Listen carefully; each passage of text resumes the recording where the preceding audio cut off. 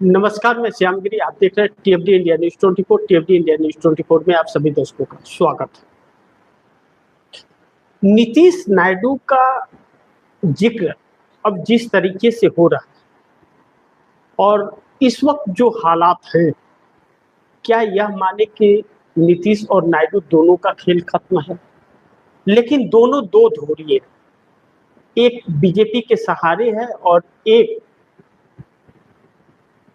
BJP उसके सहारे है। नीतीश भाजपा के सहारे है और भाजपा नायडू के सहारे। दोनों दो तरह से स्थितियां। पहले हम नीतीश की समझते हैं, उसके बाद नायडू की समझेंगे कि क्या इन दोनों का खेल खत्म है। इसे समझने का प्रयास करते हैं, जो आज की राजनीति में बहुत जरूरी है। नीतीश कुमार के साथ 85 एमएलए, मैं सिर्फ बिहार की बात करता हूं। नीतीश के पास 85 एमएलए हैं, यानी कि विधायक हैं, और second largest party Nitish Kumar हैं। नीतीश कुमार के वजह से भारतीय जनता पार्टी ने बिहार में अपना स्थान बनाया और नीतीश कुमार को ही खत्म करने का प्रयास किया। लेकिन यह सब कुछ 2014 के पहले नहीं था। 2014 तक बिहार के अंदर नीतीश कुमार को बड़ा भाई मानकर भाजपा चलती थी और वैसे ही ट्रीट भी होती थी, क्योंकि सुशील, जिस तरह से सुशील मोदी थे भारतीय जनता पार्टी के एक जनाधार वाले नेता, उनसे दोस्ती बड़ी अच्छी रही और डिप्टी सीएम वो हमेशा बनते थे। अब 2024 में वह चले गए और 14 से मोदी का राज आया। मोदी का राज आने के बाद में सुशील मोदी की भी उतनी नहीं चल पाती थी जितनी मोदी चलाते थे। तो फिर नीतीश कुमार के पैर को कतरने का कार्य हो रहा था, तो नीतीश कुमार इधर उधर पलटी मार रहे थे। अब अरुणाचल के अंदर नीतीश कुमार के विधायक को तोड़ लिया गया, तो नीतीश कुमार उसके बाद पलटी मारे और 17 महीना महागठबंधन के साथ सरकार चलाए। 17 महीना चलाने के बाद इंडिया गठबंधन बनाए और निकल करके फिर एनडीए में आए।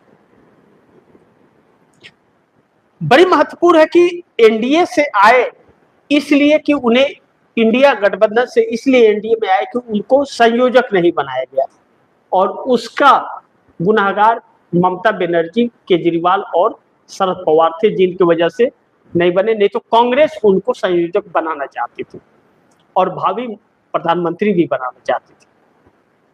अब नीतीश कुमार का आने का मतलब हुआ कि जिसने इंडिया गठबंधन को एकजुट किया था वही व्यक्ति निकल आया, तो इंडिया गठबंधन का हाल सही नहीं रहा, आपस में फूट पड़ी रही। लेकिन एनडीए की सरकार बन गई। भारतीय जनता पार्टी 240 पे आई, लेकिन बिहार में भी प्रदर्शन नीतीश कुमार के वजह से भाजपा के अच्छे रहे। अब ऐसे में नीतीश कुमार को जो उनको कमजोर करने की कोशिश की जा रही थी, वह 24 में जब भारतीय जनता पार्टी के साथ आए और एनडीए की सरकार बनी और मोदी 240 सीटों पर सिमट गए, तो फिर नीतीश कुमार का समर्थन जरूरी था, तो खूब मस्का मार रहे थे। और सरकार बनने के तुरंत बाद उन्होंने अपनी असली औकात दिखानी शुरू कर दी और इनके पैर कतरने शुरू कर दिए। नीतीश कुमार के 11 सांसदों के साथ शपथ लेने के बाद तस्वीर नरेंद्र मोदी ने अपने ट्विटर से पर डाला और जिस के नरेंद्र मोदी ने डाला है, जिन जिन पार्टियों, उन पार्टियों को खत्म कर दिया। उसी समय यह कयास लगाया जाने लगा कि नीतीश कुमार खत्म हो जाएंगे। आखिरकार नीतीश कुमार के 11 सांसदों पर डोरे डाल ली भारतीय जनता पार्टी और नीतीश कुमार को कमजोर कर दी।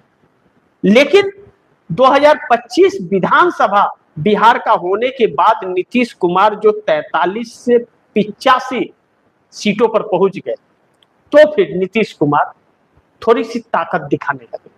लेकिन नीतीश कुमार को सीएम की कुर्सी से हटाकर भारतीय जनता पार्टी ने यह जाहिर कर दिया और दिखा दिया कि नीतीश कुमार किसी काम के नहीं है और भाजपा जो चाहेगी वही होगा बिहार में। नीतीश ने एक चाल चली बिहार के अंदर, सम्राट चौधरी को सीएम बनाकर, लेकिन सम्राट चौधरी भी दगाबाज निकले। वह भरपूर नीतीश को धोखा दिए और नीतीश कुमार के एक एक फैसले को पलटने शुरू किया। पहला कार्य उन्होंने जितने अफसर थे नीतीश कुमार के नजदीकी सबको बदल दिया और भारतीय जनता पार्टी से प्यार करने वाले अफसरों को साथ ला दिया।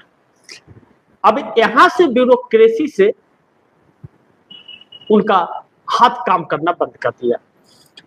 अब धीरे धीरे जो मंत्री थे या नेता थे जेडीयू के, उनको नजरअंदाज करना शुरू कर दिया। अब ऐसे में आनंद मोहन सिंह ने जो बगावत की तो जेडीयू के अंदर थोड़ा सा ऊर्जा आई और कई नेताओं की नींद टूट गई और नींद से जगे। ऐसे में अब नीतीश कुमार के जो 85 एमएलए हैं, एक घमासान मचा हुआ है। पार्टी टूट जाएगी कि बचेगी इसकी गारंटी नहीं है और नीतीश कुमार की वह सक्रियता नहीं है सरकार के अंदर। पैठ अब वह नहीं रहेगी, सब कुछ है लेकिन नीतीश कुमार सिर्फ नाम के हैं। मंत्रियों को भी नहीं पूछा जाता और जो डिप्टी सीएम है उनकी हैसियत 2 कौड़ी की भाजपा ने बना दी। अब ऐसे में कहा जा रहा है नीतीश कुमार जल्द फैसला करेंगे। मैं नहीं जानता उनके फैसले क्या होंगे, लेकिन एक बड़ी बैठक होने जा रही है और 85 एमएलए का घमासान जो मचा हुआ है वह नीतीश कुमार को इस तरफ इशारा कर रहा है कि अगर जल्द नीतीश कुमार ने फैसला नहीं किया तो आने वाले दिनों में टूट की खबरें सबसे तेजी से जेडीयू से आएगी। अब फैसला इन्हें ही करना है, क्या करना है। दूसरी तरफ चंद्रबाबू नायडू, नीतीश कुमार के बाद चंद्रबाबू नायडू का ही नंबर है, यह हर कोई जानता है और चंद्रबाबू नायडू सतर्कता बरत रहे हैं। लेकिन चंद्रबाबू नायडू का नस ढीला करने के लिए जिस तरह बिहार में एसआईआर किया गया और विपक्ष को खत्म किया गया, नीतीश कुमार 85 विधायक जीतने के बाद भी इनके पास पावर नहीं रहा, वैसे ही चंद्रबाबू नायडू का हाल आंध्र प्रदेश में होगा। जिस तरह ममता बनर्जी को साइड कर दिया गया है, जिस तरह बीजू जनता दल के नवीन पटनायक को साथ में रहकर और खत्म कर दिया गया, वैसे ही चंद्रबाबू नायडू को खत्म करने की रणनीति भारतीय जनता पार्टी की है। अब चंद्रबाबू नायडू क्या फैसला करेंगे नहीं करेंगे वह जाने। कहीं ऐसा ना हो कि चंद्रबाबू नायडू का बार्गेनिंग मोदी से वह चंद्रबाबू नायडू को भारी पड़े। दूसरा अहम यह है कि राहुल गांधी ही बीजेपी से हिसाब बराबर करेंगे, यह कहा जा रहा है, क्योंकि अब ममता बनर्जी के अंदर दम नहीं रहा, स्टालिन किसी काम के नहीं रहे, शरद पवार और उद्धव ठाकरे कुछ बिगाड़ नहीं सकते मोदी का, और अखिलेश यादव चिंतित है कि 27 के चुनाव में क्या होगा। और राहुल गांधी युवा हो, मजदूर हो, किसान हो, सबके साथ सड़क पर, यानी कि फ्रेम में सिर्फ राहुल गांधी। ममता बनर्जी ने यह कहा कि जून के पहले सप्ताह में बैठक होगी इंडिया गठबंधन की और एक नई रणनीति पर काम होगा, लेकिन कहीं इंडिया गठबंधन की सुगबुगाहट नहीं लगती है और किसी ने हाँ नहीं कहा। बगैर कांग्रेस के बुलाए बैठक हो ही नहीं सकती, क्योंकि किसी के पास ठिकाना नहीं है। अब ऐसे में कांग्रेस गठबंधन में रहेगी या नहीं रहेगी, जबकि कांग्रेस एकल चलो की राजनीति अपना रही है और राहुल गांधी कह रहे हैं कि 1 साल में सरकार गिर जाएगी। चुनाव आयोग को सुप्रीम कोर्ट मदद कर रहा है, उसको सपोर्ट कर रहा है, और चुनाव आयोग मोदी को सपोर्ट कर रहा है। ऐसे में मोदी को हरा पाना मुश्किल है, लेकिन राहुल गांधी जिस तरफ इशारा कर रहे हैं और जिस तरफ चंद्रबाबू नायडू मोदी सरकार को सतर्क कर रहे हैं कि यूथ जो पेपर लीक के शिकार और मजदूर जो रोजगार के लिए तरस रहे हैं, किसान जिसके साथ अमेरिकी ट्रेड डील करके धोखा दिया गया है, यह सड़क पर हैं और इनके आवाज को कुचला जा रहा है। ऐसे में चंद्रबाबू नायडू की नसीहत कि अगर इनके आवाज को कुचलने की कोशिश की गई तो यह भड़क सकते हैं, परिणाम बदल सकता है। ऐसे में कितना नरेंद्र मोदी कारगर होंगे, लेकिन राहुल गांधी जिस तरह से इन सभी वर्गों के साथ और यूथ कांग्रेस सड़क पर है और लगातार सवाल खड़ा कर रहा है, यह सब कोई अगर सड़क पर ठान कर अगर खड़े हो गए तो फिर मोदी सरकार के लिए संकट आएगा।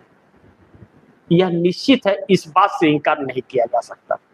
अब चंद्रबाबू नायडू के बातों को नजरअंदाज मोदी सरकार कर रही है क्योंकि उन्हें भी कुछ समझती नहीं है। ऐसे में चंद्रबाबू नायडू अपनी भलाई अपने सोच सकते हैं या नहीं। आंध्रा के अंदर एसआईआर को किस तरीके से ले रहे हैं, कहीं एसआईआर के तहत चंद्रबाबू नायडू को नीतीश बनाने की कवायद तो नहीं है, क्योंकि एकनाथ शिंदे नीतीश को तो बना दिया मोदी ने, अब नायडू का नंबर है। यह देखना बड़ी महत्वपूर्ण होगा कि इसे कैसे चंद्रबाबू नायडू हैंडल करते हैं। लेकिन राहुल गांधी जिस तरह से सड़क पर हैं और जिस तरह से युवाओं को, मजदूरों को और किसानों को जगा रहे हैं, अगर वह जग गए तो हिसाब बीजेपी से बराबर हो जाएगा, इनकार नहीं कर सकते।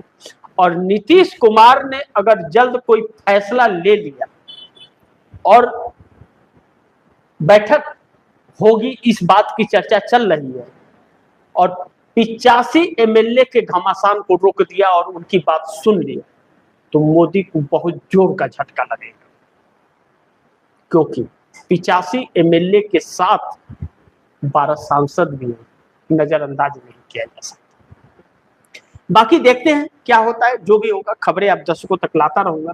आप दर्शकों की क्या राय है, क्या सुझाव है, कमेंट बॉक्स में जरूर दीजिएगा। इस खबर को ज्यादा से ज्यादा शेयर कीजिए, अपने दोस्तों को भी कहिए आगे शेयर करें। और आपने टीएफडी इंडिया न्यूज़ 24 को सब्सक्राइब नहीं किया, सब्सक्राइब कर लीजिए, अपने दोस्तों को भी कहिएगा सब्सक्राइब करें। मिलते हैं अगली खबर के साथ, तब तक के लिए नमस्कार।